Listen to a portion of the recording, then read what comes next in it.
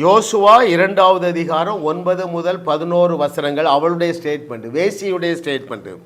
கர்த்தர் உங்களுக்கு தேசத்தை ஒப்பு கொடுத்தார் என்றும், ஐயா அவருடைய நாலேஜ் பாருங்க, நான் பாவிதான் ஐயா, ஆனால் எனக்கு ஒன்று தெரியுது, உங்கள் தேவனுக்கு எங்கள் தேசத்தை எரிகோ பட்டணத்தை கொடுத்துட்டாரு அப்படி சொல்லிட்டு 11வது வசனத்தில் என்ன சொல்கிறாரு பாருங்க.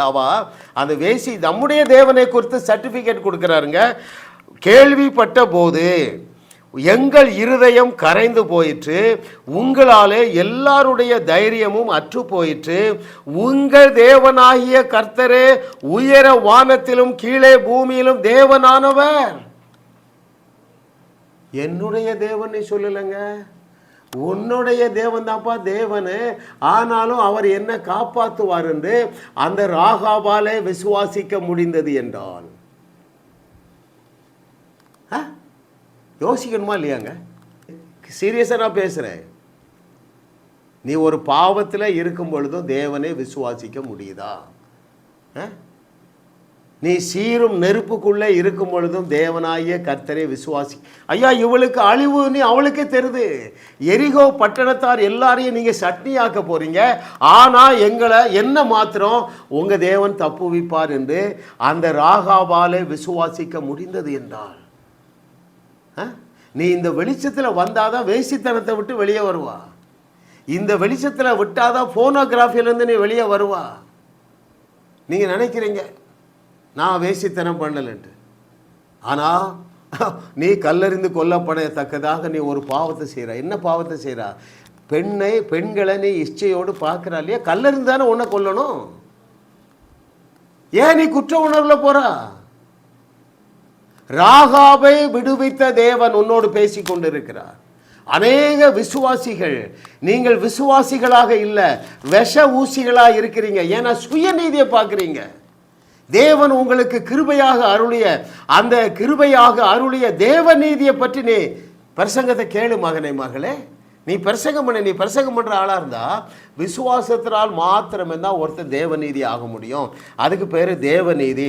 அந்த தேவநீதியை மனம் திரும்பி இருக்கிற எல்லாரும் பெற்றுக்கொண்டு இருக்கிறீர்கள் என்று பேசிப்பா.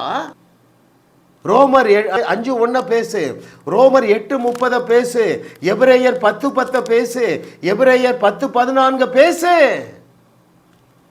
நிறைய சபையிலேருந்து ஃபோன் வருதுங்க, எங்கம்மா இவ்வளோ கஷ்டத்தோடு இருக்கீங்களே, எந்த சபைக்கு போகிற? இந்த சபைக்கு போகிறேன், ஏஜ் சபைக்கு போகிறேன். எத்தனை வருஷம் போகிறா? 20 வருஷம் போகிறேன்.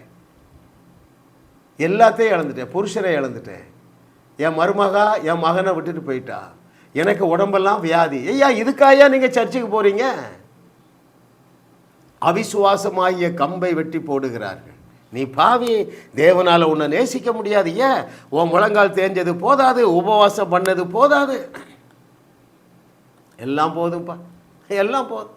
ஆண்டவர் என்னை குறித்து சந்தோஷமாக இருக்கார். உங்கள் சபையில் என்ன சொல்லித்தராங்கன்னு சொல்லட்டுமா?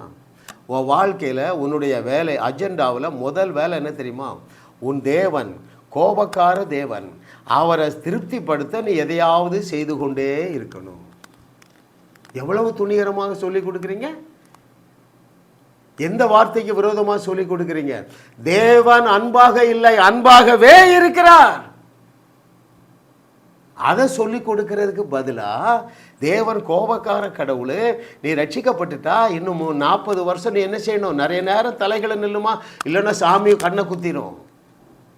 விடிய காலம் எழுந்து முழங்கால நில்லு, இல்லைன்னா சாமி கண்ணை குத்திரும். இப்படி சொல்லி உங்கள் விசுவாசமாகிய கப்பலை, இதை கேட்டுக்கொண்டிருக்கிற ஊழியர்களே, உங்கள் செய்தியை கேட்கிற விசுவாசிகளுடைய கப்பலை குழி தோண்டி புதைச்சிட்டீங்களப்பா. அவ்வளோ பேர் நடுத்தரில் நின்று என்ன கூப்பிடுறான்? ஐயா இந்த பிரச்சனை அந்த பிரச்சனை, இல்லாத பிரச்சனையே இல்லை. இதற்காகவா தேவகுமாரன் சிலுவையிலே பலியாகி பழைய உடன்படிக்கையாகிய அந்த ஒளிந்து போகிற பிரமாணங்களையும் கட்டளைகளையும் எதற்காக சிலுவையில் அந்த பாடுபட்டு தகர்த்து கொண்டு ஒளித்தாருப்பா? அவருடைய அன்பை சொல்லிக் கொடுங்க பிரியமானவர்களே. ராகாபாகிய வேசியை நேசித்த தேவன் உன்னுடைய குறைவுகளின் மத்தியில் உன்னை நேசிப்பார் என்று யாருக்கு சொல்ல தைரியம் இல்லைன்னா அவன் அவ்வளோ வேறு விஷ ஊசிங்க. ஹல்லேலூயா. விசுவாசமாகிய கப்பலை திட்டம் போட்டு உடைக்கிற கூட்டம் கண்டுபிடிக்கிறவர்கள் பாக்கியவான்கள். கேட்கிறதற்கு காது உள்ளவர்கள் கேட்க கடவர்கள். ஹல்லேலூயா. அவன் என்ன சொல்றான்? எங்க தேசத்தை உங்களுக்கு கொடுத்துட்டாரு. அவளுடைய விசுவாசத்தை பாருங்க ஐயா, அவளுக்கு அப்படிப்பட்ட விசுவாசத்தை கொடுத்தாரு பாருங்க.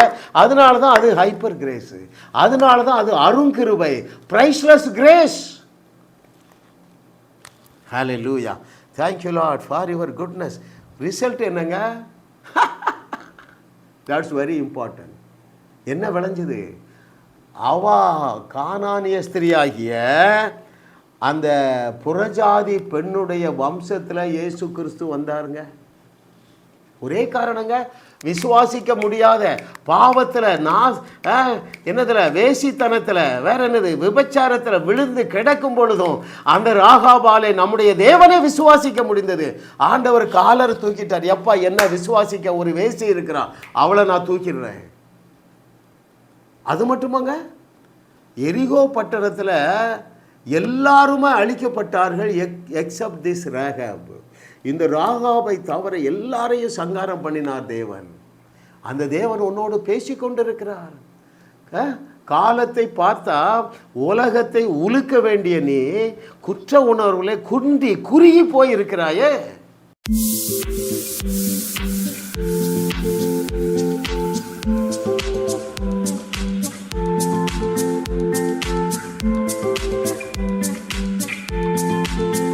ஜாஸ் மினிஸ்ட்ரீஸ் யூடியூப் சேனலில் தொடர்ந்து செய்திகளை கேளுங்கள், சப்ஸ்கிரைப் செய்யுங்கள், வீடியோக்களை லைக் செய்து பலரோடும் பகிர்ந்து கொள்ளுங்கள். அவர்களும் ஆசீர்வதிக்கப்படட்டும்.